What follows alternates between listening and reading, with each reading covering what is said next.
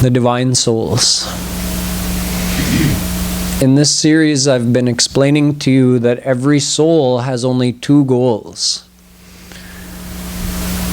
Paramananda Prapti and Dukha Nivritti. The first means the attainment of divine bliss, and the second means total freedom from suffering. Out of those two goals, in fact, one of them is enough, because if you get divine bliss, it automatically means you're free from suffering. So you could just say it is the goal of every soul to attain divine bliss. Yesterday I explained to you that in order to attain that bliss, we need to become surrendered to God, because it is only through His grace that we can attain Him. And in order to become surrendered, we need the help of a God-realized saint. Someone who has already surrendered to and attained God. I told you that this is logical. I also quoted many scriptures that explain to us that we need the help of a God-realized saint, but also from a logical sense, we never learned anything in this world without a teacher. So why would we think it would be possible to attain God without the guidance of someone who's already done it?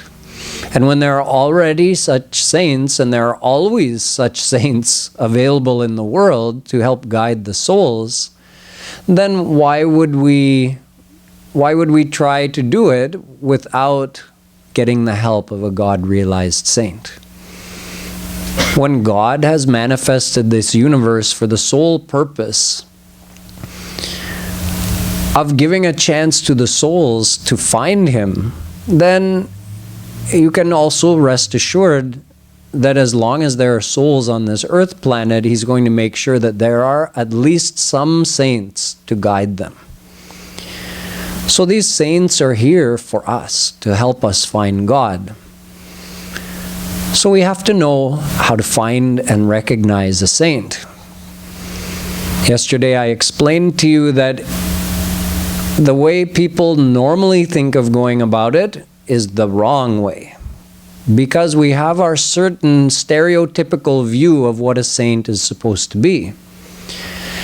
There's a certain conventional understanding that a saint is supposed to wear some orange robes or yellowish robes or white robes, some kind of robes.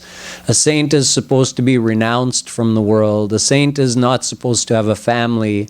A saint should be living in the jungle in a hut or in a cave in the Himalaya. A saint is not supposed to display any anger or greed or worldly desires, because the saint is beyond all of that.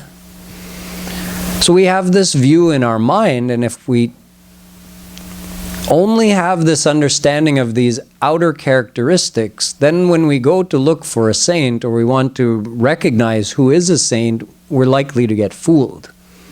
Because there are four kinds of people in this world. Two are saints, two are not.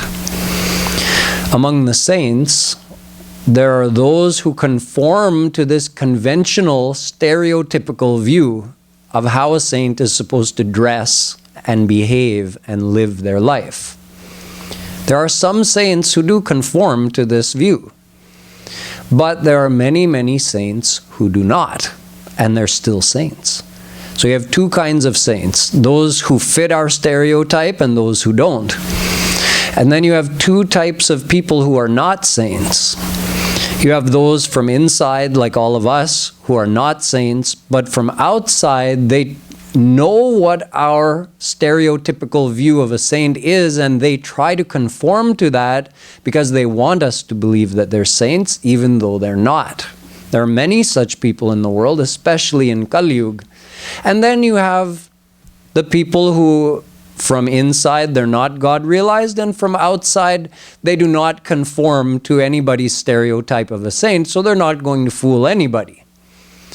But the problem is the individual who's not God-realized, who's trying to act like a saint, who can fool us if we only stick to our conventional view of a saint, because he can just act and dress and and live a life like we think a saint is supposed to. And from the outside, he meets all of our conditions of sainthood, so we accept them and follow the wrong person.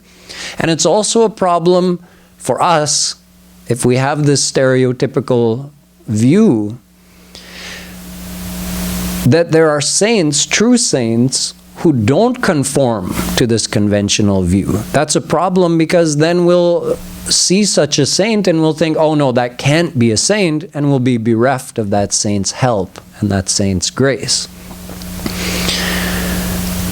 To further understand this, today I want to point out a few examples from our scriptures and from our history of saints that illustrate this fact, that the behavior of divine personalities does not always conform to what we think or how we think a divine personality is supposed to behave. There are 4 yugas. The 4 yugas are Satyug, Tretayug, Dwapar and Kaliyug. These keep going in a cycle.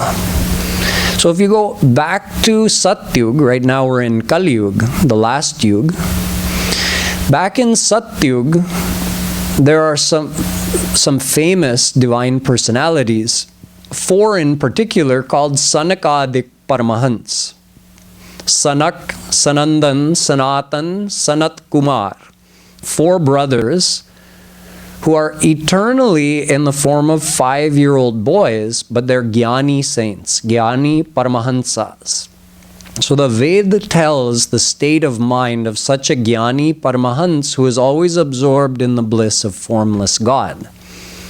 Yatra hi dvaitamiva bhavati taditara itaram jigrati taditara itaram pashyati ityadi.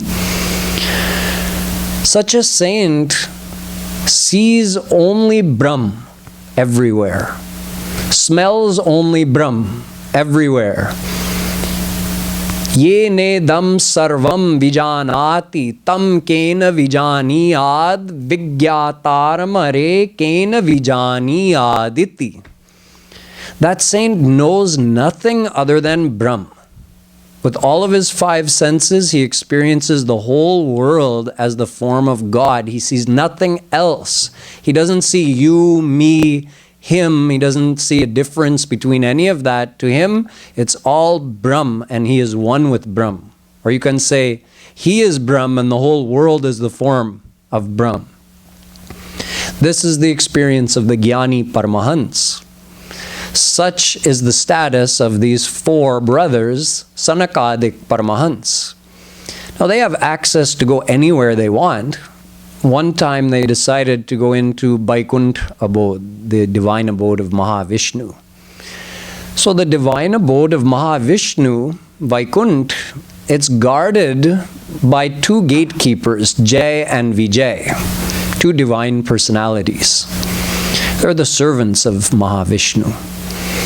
So when these 4 boys approached, Jay and Vijay said, hey, where do you kids think you're going? They didn't recognize the divinity of these 4 Sanakadik Paramahans. So Sanakadik Paramahans said, what? You're preventing us from entering the divine abode? We can go anywhere we want. How dare you?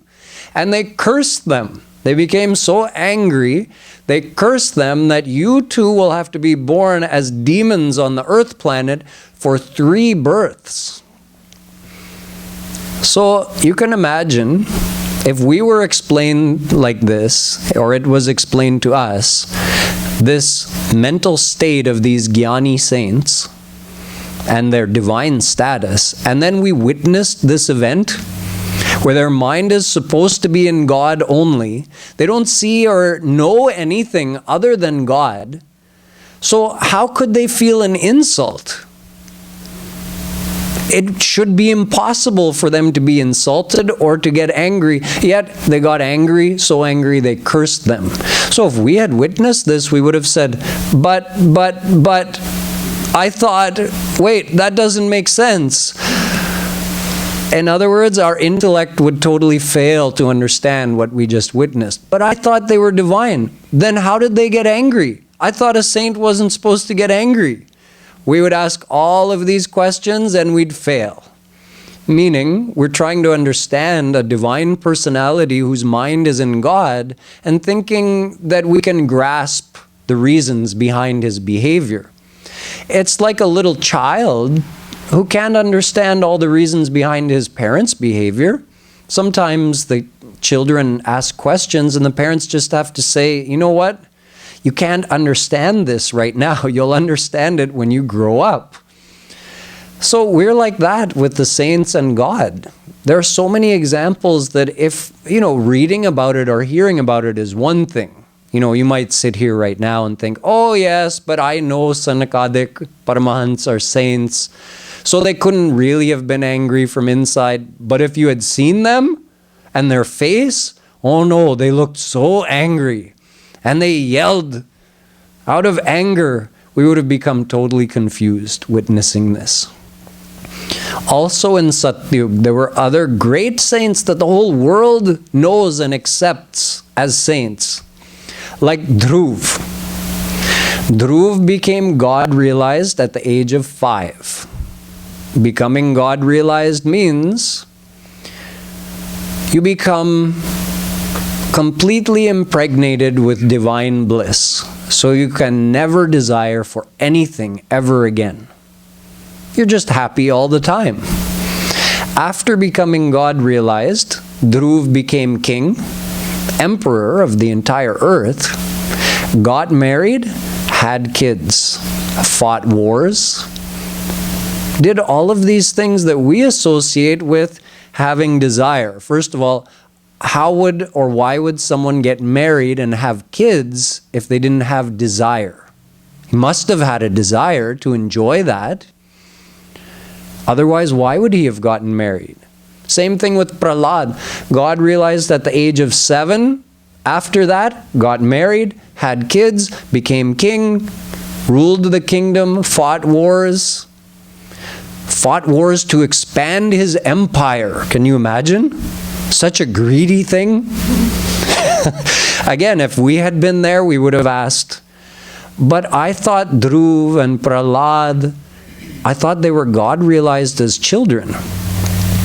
And they got married, but they don't have any desire. And then not only that, they had kids. How do you have kids without having desire? That's impossible. That's what we would have said. So then we would have said, no, you see, Dhruv and Prahlad, they don't conform to my idea of what a saint is. A saint is not supposed to be king. A saint is not supposed to fight wars and rule a kingdom or have kids. No, a saint could never do such a thing. Yet the scriptures are telling us they're the greatest saints. Ambarish is another example of a great saint who was a king, ruled a great kingdom. This is all in Satyug. Come now to Treta Yuga. In Treta Yuga, Bhagwan Ram descended on this earth planet with many other divine personalities from his divine Saket abode. During this time, there are many things that happen which, if you examine them from this same perspective, appear to be very confusing. For instance, look at Ram's behavior himself. After Ram had been tricked by Ravana and Marich, and Ravana had abducted Sita, Ram was searching for Sita with Lakshman, and they were roaming around the jungle looking for her. And let's see the state of Bhagwan Ram. Re vriksha parvatastha girigahnalata vayuna vijyamana ramoham vyakulatma dasharath tanayah shoka shukrena dagdha Bimboshthi charunetri suvipula jaghana baddhanagendra kanchi ha sita kenanita mama hridayagata Ko bhavan kena drishta. Adhyatma Ramayan, Valmiki Ramayan. Ram, first of all, is distraught without Sita. And he's so distraught that you can say it appears that he's out of his senses. Because how is he seeking to find Sita? He's introducing himself to the rocks, the mountains, the plants, the trees. I am Ram, son of King Dashrath. Have you seen my Sita? Has she gone this way? O tree, have you seen my Sita? O rock, have you seen my Sita? Seeing this scene, what would we have thought? God is supposed to be beyond all of this, isn't he? Even the most worldly person, the most worldly husband, is there any husband who is so attached to his wife that he would be that out of his senses that instead of calling the police and organizing a proper search party, he starts asking a telephone pole or a car, have you seen my wife? Did she go this way? Again, you can say from a distance that, oh no, I know it's Ram, he must have divine reasons behind everything he's doing, but what would have been our reaction if we had seen him? We would have been beside ourselves. How is it possible? Ram is crying? Ram is falling unconscious? He doesn't even recognize himself? He says to Lakshman, Ko hum? Excuse me, friend, who am I? He says, you're Arya, you're Ram, son of King Dashrath. Oh, Katvam, who are you? I'm Lakshman, your servant, your younger brother. Oh, I'm Ram, you're Lakshman, we're sons of King Dashrath. Okay. What are we doing here in the jungle? We're looking for Devi ji. Who? Which Devi? Janaki, the daughter of King Janak. Oh, ha Janaki. And he falls unconscious again. And when he wakes up, same thing. Koham bruhi sakhe. Tell me, my friend, who am I? Who are you? What are we doing in the jungle? So you would think that God should be beyond such a state of being so distraught. God has many such strange leelas, which he does. Later on, when Ram and Lakshman were waiting out the rainy season in a cave, there was some rain and thunder, and Ram says to Lakshman, Ghana ghamanda nabh garjat ghora priyahin darpat man mora. Oh, brother, the thunder is so loud, it's scary. I'm frightened without Sita by my side. Imagine Ram, about whom Shri Krishna says in the Gita when he's saying about warriors, he says, among all the warriors, I am Ram. In other words, the greatest warrior. That Ram is afraid without his wife by his side? Who would have thought? Brahma says about Shri Krishna, Karmanyani hasya bhavo bhavasyate Durga Shrayo Thari Bhayat Palayanam Kalat Mano Yat Pramadayuta Shraya Swat Manrate Khidyati Dhir Vidamiha. Bhagavatam. Oh Krishna, you are unborn because you're the father of all. Who could be your father? You have no mother and father. Everyone comes from you. Yet you are Nandanandan and Vasudev, Devaki Nandan, In other words, you're the son of Vasudeva and Devaki. You're the son of Nanda and Yashoda.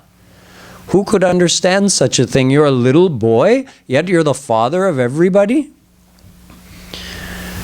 You are Kalatma. You are the god of death. The god of death, Yamraj, trembles in front of you. Yet you are afraid of a Rakshas, Jarasandh, and you ran from him. You and Balaram ran from him, abandoning Mathura, and you ran all the way to the coast of Dwarika, all the way to the coast of Gujarat, and out into the ocean, onto that island of Dwarika, and established a new kingdom there, far away from that demon. And you got a new name. Rana Chor, meaning literally the cowardly one who ran away from the battlefield. That's what his devotees in Dwarika call him. Hamare Raja Rana Chor. So Brahma is saying, Krishna, such actions are completely beyond even someone who has a divine intellect. You have no desire, but you're performing all the actions. You're self-contented, but you're seen doing ras with the gopis.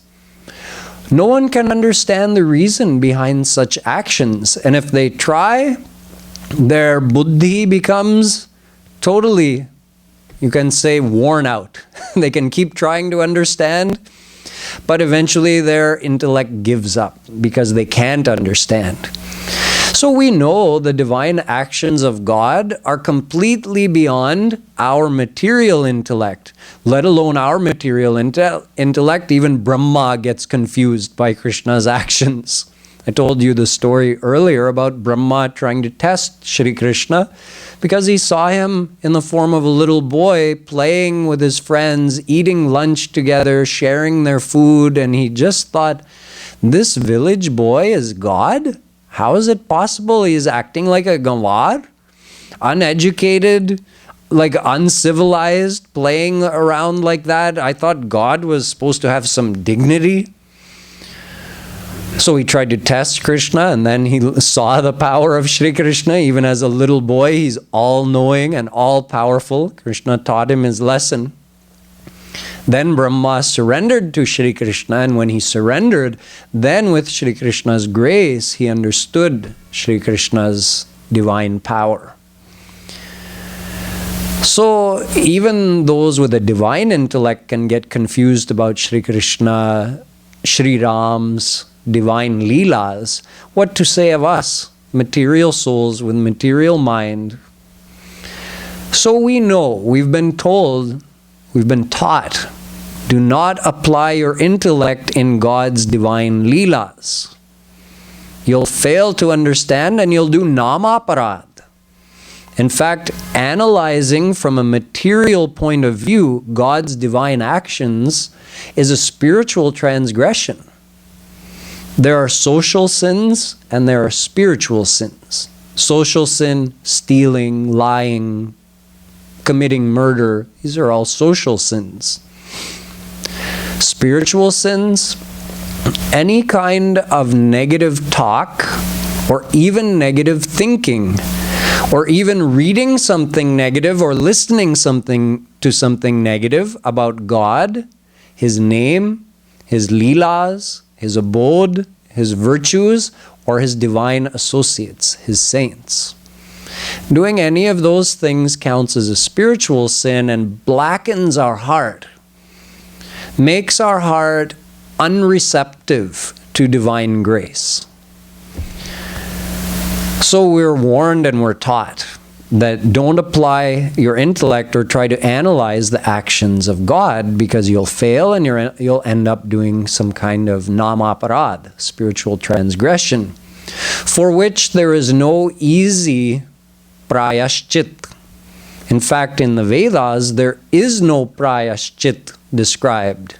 Prayashchit means how can you atone for such a spiritual sin?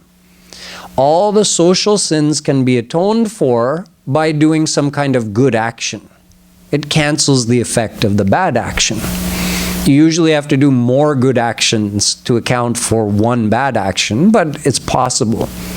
There are no such actions described in the Vedas that would allow someone to atone for such spiritual transgressions against God.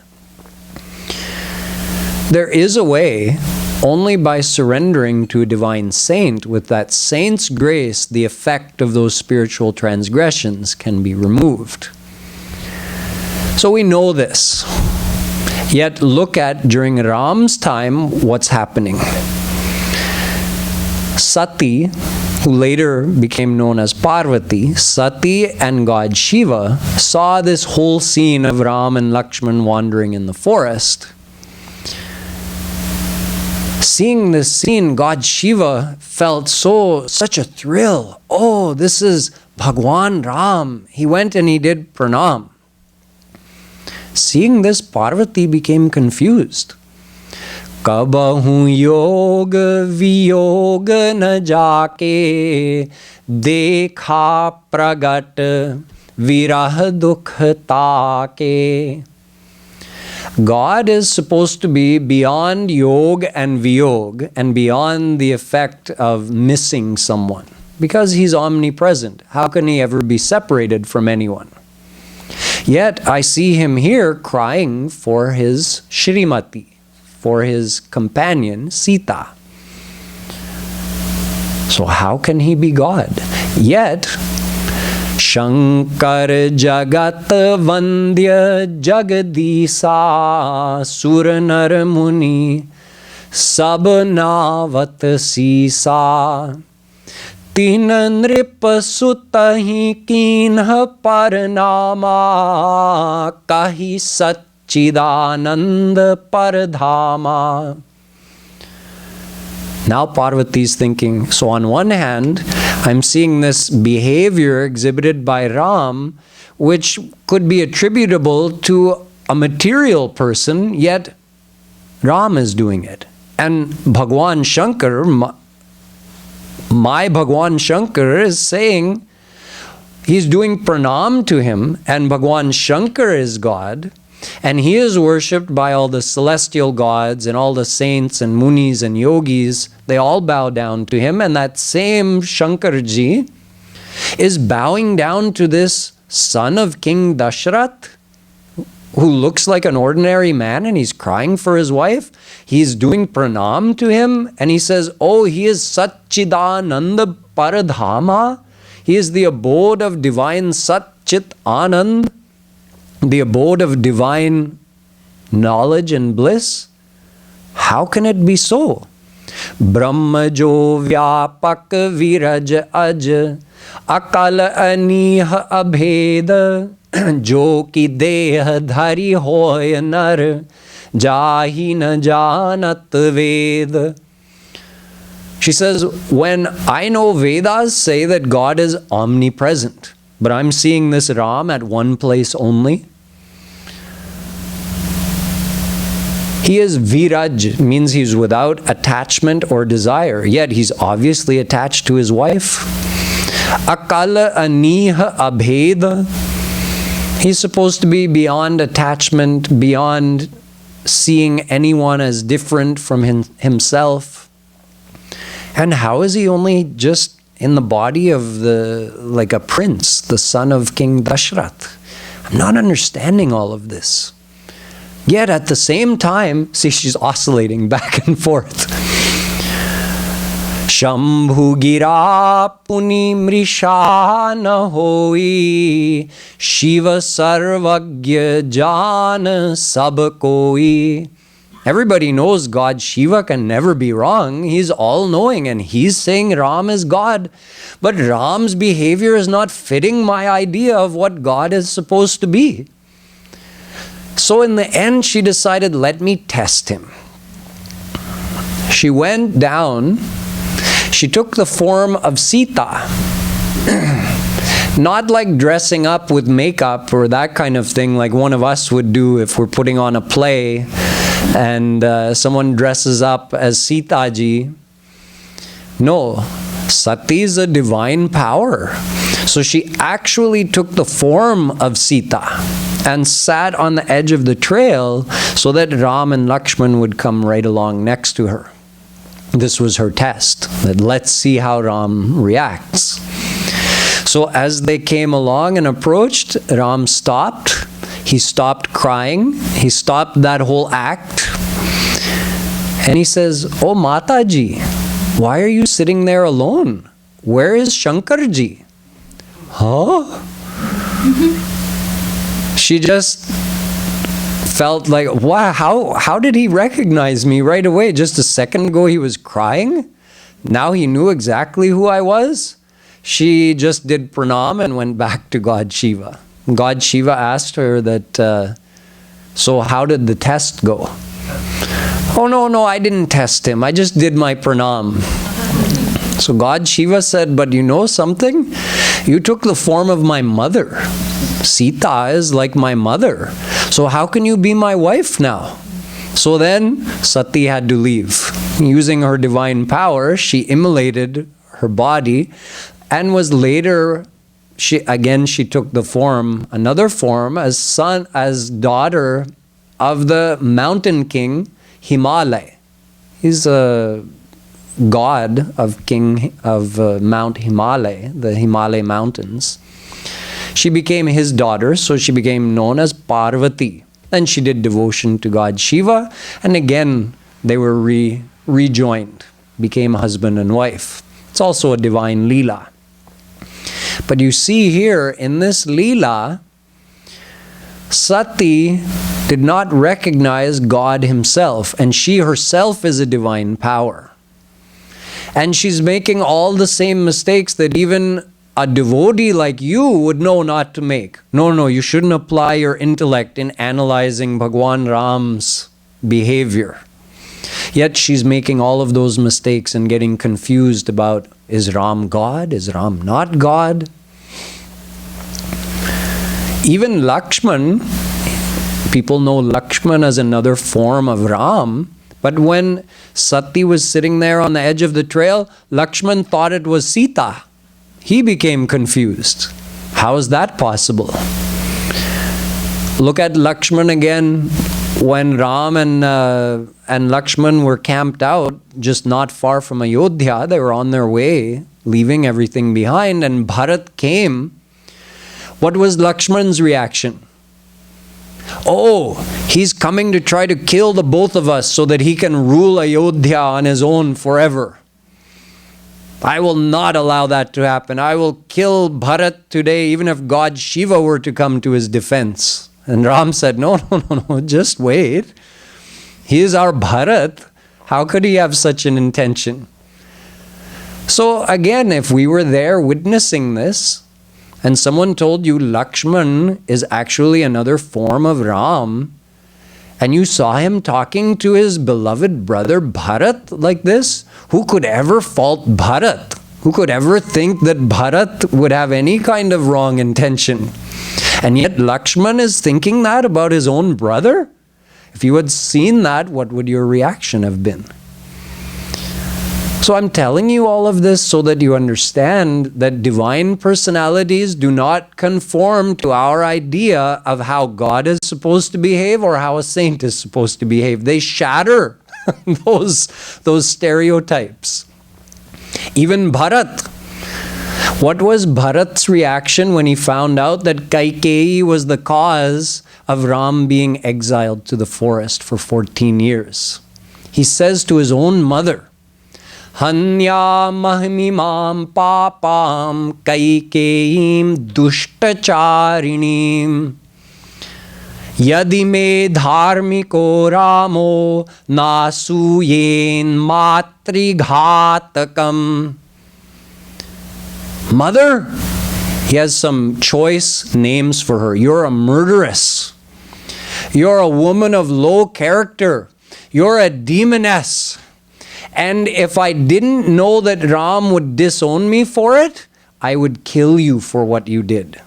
He actually said those words to his own mother, whereas Vedas say, Matri Devo Bhava. Your mother should be treated like God. This is Bharat? How could he speak to his own mother like that? What would your reaction have been if you had seen that behavior of Bharat? See? We think a saint is supposed to behave in a certain way. No anger, no greed, no lust. How can you get married and have kids if you don't have lust? That's why material people do it, right? Yet Prahlad, Dhruv, they're doing it as well. And they're beyond all of that. And here is Bharat treating his mother like this.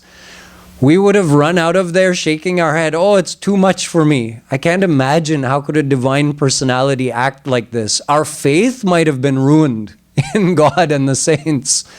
If this is how a saint behaves, I don't want to become a saint. Even, let's look at the fourth brother, Shatrughna. We can't leave him out either.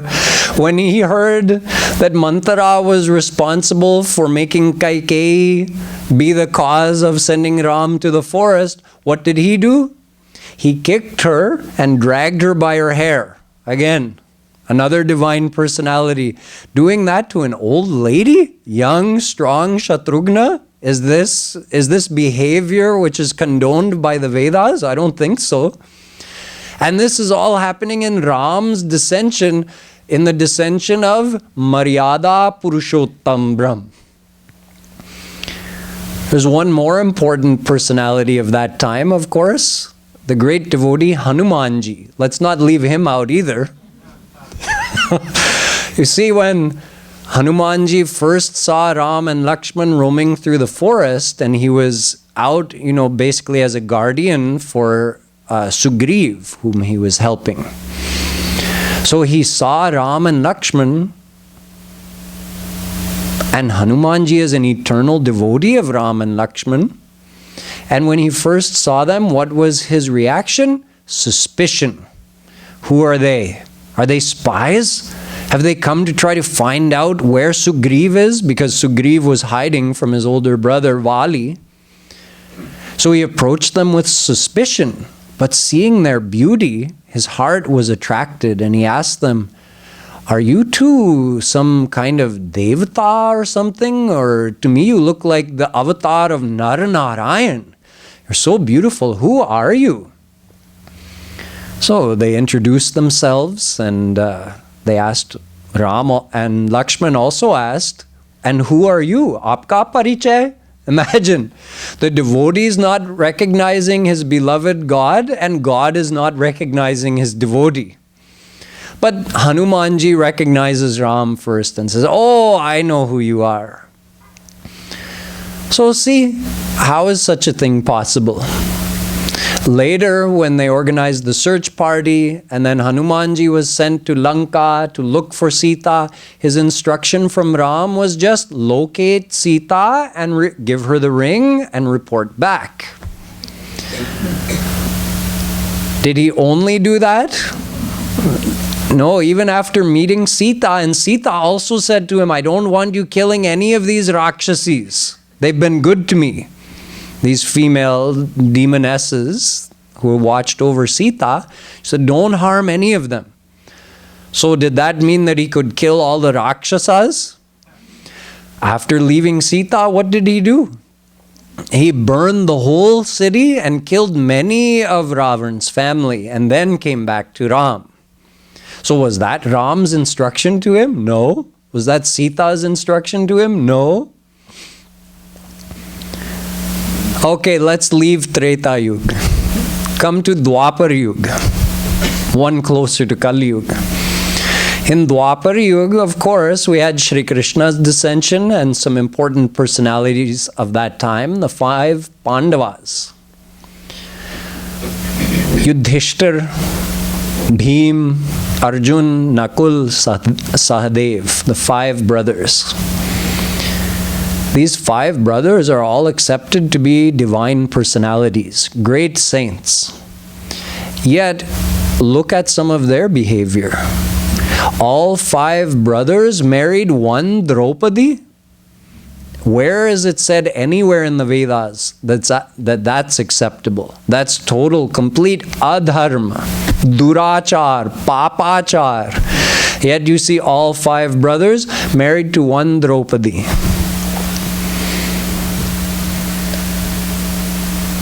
The 5 Pandavas fought a war and killed with their own hands, with their own weapons, thousands of other soldiers. Whereas it's said that a saint is Vasudeva Sarvamiti Samahatma Sudurlabha Gita Sarvam Khalvidam Brahma Chandogyopanishad. A saint only sees God everywhere. Siya Rama Maya Sab Jag Jani Karau Pranam Jori Jugapani. So they're seeing God everywhere. They're seeing God in every person they see, even those soldiers who are on the other side. And while seeing that, they're killing them. So again, it's a story we've heard told many times, but had we been there on the battlefield 5,000 years ago, would we have believed that Arjun was a God-realized saint? We would have been witnessing the horrors of a war.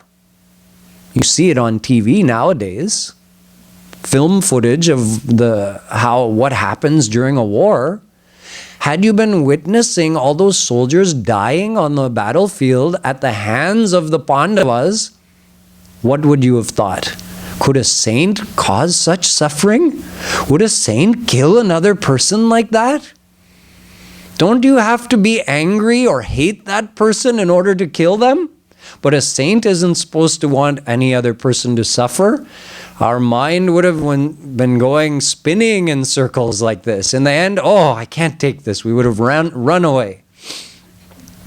Or we would have made the decision, no, the 5 Pandavas could not have been saints. It's impossible.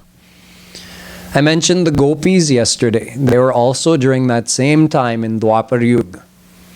And they are the highest class of saint. Tadbhuri bhagyamiha janma kimapyatavyam yad gokule pikatamang ghrirajo bhishekam yad jivitam tu nikhilam bhagavan mukundas tvadyapiyat padarajah shruti mrigyameva Bhagavatam.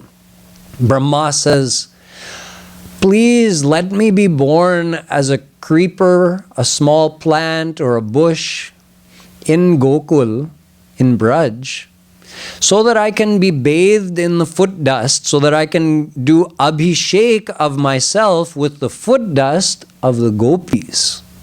Brahma is saying.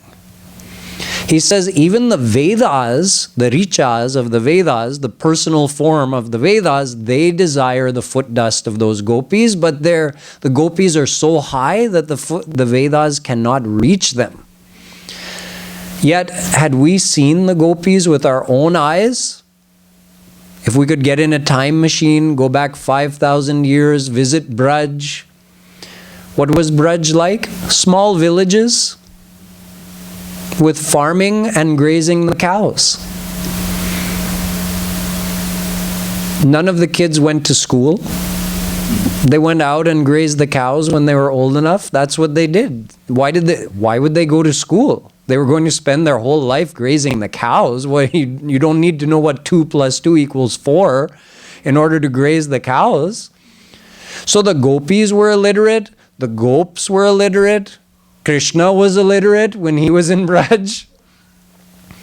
Had we seen this scene, these gopis can't even spell their own name, and Brahma is desiring their foot dust. Brahma, the one who produced the Vedas in this world. Would we have been able to accept it? The gopis are getting married and having kids. The same questions over and over with all these saints that we're seeing or hearing about. And if we come to Kaliyug, we have a great example of Chaitanya Mahaprabhuji, who was accepted as the avatar of Radha Krishna in one form. So Radha Krishna came in one form, in the form of a divine saint called Chaitanya Mahaprabhuji. and he taught the souls how to do devotion to Radha Krishna. Now, one time, one of his foremost disciples, Swami Haridas, he went to someone's house to ask for some rice to give to Mahaprabhuji. Whose house did he go to? The house of an 80-year-old woman. 80-year-old Mataji. He went to that house to beg and bring that to Mahaprabhuji. When he brought it, Mahaprabhuji said to him, "Where did you get this?" He said, "I got it from the house of that elderly lady." He said, "But you're a sannyasi, and I told you as a male sannyasi not to beg from the house of any woman. You're supposed to be totally renounced." But she was 80 years old. No, you went to the house of an 80-year-old today. You might go to the house of a 25-year-old tomorrow. Get out of my satsang. You're not welcome here anymore. He kicked, this is Chaitanya Mahaprabhuji, the form of Radha Krishna, the form of grace and kindness, kicked Swami Haridas out of his satsang for the rest of his life. Never allowed him back into satsang for that. Can you imagine? If you were one of the followers of Chaitanya Mahaprabhuji at that time, and we're like ordinary souls who think, oh, we're so lucky to have such a Guruji, the form of Radha Krishna, he's so gracious and kind, he taught us devotion, he taught us the philosophy, and then we saw him do that, what would our reaction have been? Again, it doesn't fit our idea of how a saint is supposed to behave, but he has his reasons. There are divine reasons behind all of this. So to whatever extent we can understand the divine reasons behind the examples I've given you today, I will explain all of that to you tomorrow, and I'll also give you some opposite examples. I'll give you some examples of demons behaving in such a way that shows they know that Ram is God or Krishna is God, to even add more confusion to our confused state of mind, hearing all of these stories. I'll tell you some stories of these demons tomorrow, but after that we'll sort all of this out and we'll understand all of this behavior. Boliye Vrindavan Bihari Lal Ki Jai.